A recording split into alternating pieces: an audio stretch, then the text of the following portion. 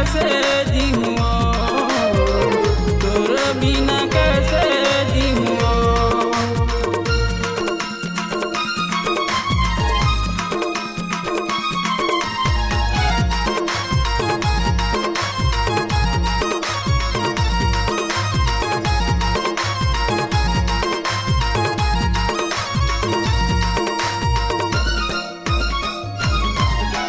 कहीं मोरे बचपन के साथी, कहीं मोरे पहचानियो, तोला नहीं देखा तरानी, भूख नहीं लगे प्यास हो।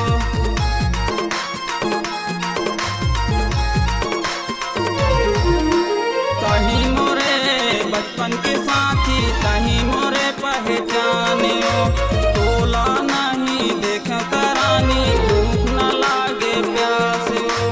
तोला नहीं देखा तरानी, भूख न लागे प्यास हो। मैं तोरे प्रेम दीवाना, तै मोरी जानियो, तोरे बिना जी नहीं पाऊँ, छूट जाही जानियो। तोरे बिना कैसे जीऊँ, तोरे बिना कैसे जीऊँ, तोरे बिना कैसे जीऊँ, तोरे बिना कैसे जीऊँ।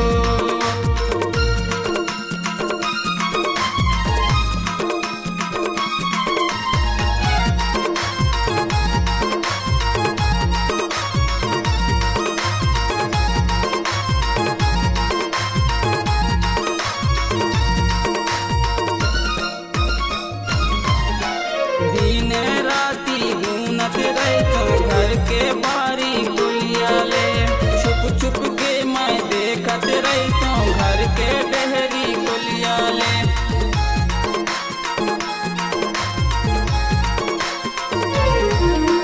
दिन राती घूमत रहतो घर के बारी कुलियाले, छुप छुप के मैं देखत रहतो घर के दूरा डहरी ले।